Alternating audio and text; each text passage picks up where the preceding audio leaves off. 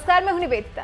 केंद्र सरकार के खिलाफ किसानों ने जो आंदोलन छेड़ा हुआ है, नए लागू किए गए कानूनों को जो तत्काल रद्द करने की मांग किसानों की तरफ से की जा रही है।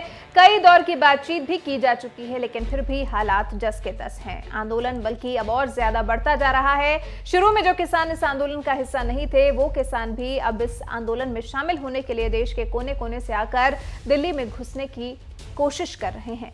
ऐसे में केंद्रीय मंत्री के एक बयान ने जब इस आंदोलन का रुख मोड़ने की कोशिश की, तो इस पर संजय राउत ने अपनी प्रतिक्रिया दी है।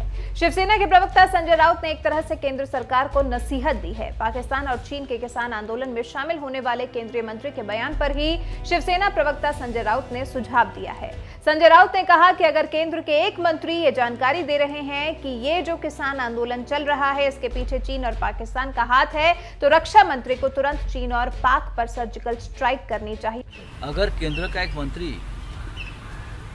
इस प्रकार से जानकारी उनके पास अगर है देता है कि ये जो आंदोलन चल रहा है उनके पीछे पाकिस्तान और चीन है, तो रक्षा मंत्री राजनाथ सिंह ने तुरंत पाकिस्तान और चीन के ऊपर सर्जिकल स्ट्राइक करना चाहिए। अगर हमारे देश में कोई बाहर की शक्ति, परदेशी हाथ अस्थिरता, अशांतता पैदा कर रही और एक केंद्रीय मंत्री का ये बयान है, तो मैं एक राष्ट्रभक्त होने के नाते शिवसेना ये बयान बहुत गंभीरता से लेती है और रक्षा मंत्री, गृह मंत्रालय और प्रधानमंत्री, राष्ट्रपति, तीनों सेना दल के प्रमुख सभी ने तुरंत इस मामले में गंभीरता से विचार करना चाहिए और हमारे देश की अस्थिरता के बारे में ये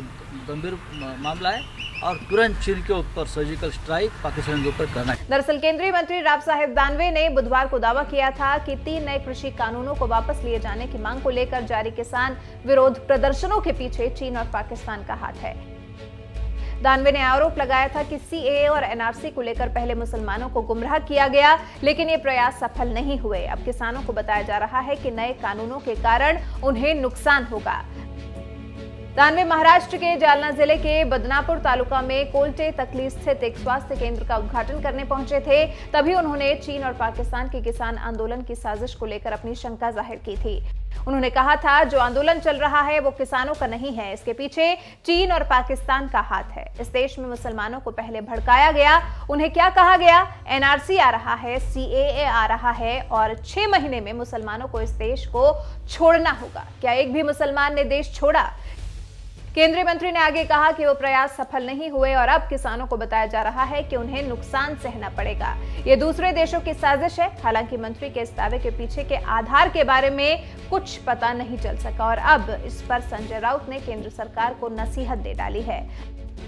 अब आप हमें कमेंट करके बताएं कि आप संजय राउत की केंद्र सरकार को दी गई इस नसीहत से कितना इत्तेफाक रखते हैं। आप हमें बताएं कि अगर इस किसान आंदोलन के पीछे चीन और पाकिस्तान का हाथ है, जैसा कि केंद्र मंत्री कह रहे हैं, तो इस हिसाब से इस आंदोलन को हवा देने के लिए पाकिस्तान और चीन को सबक सिखाया जाना जरूरी है या नहीं। इस पर राय आपकी कमेंट कर हमें जरूर बताएं।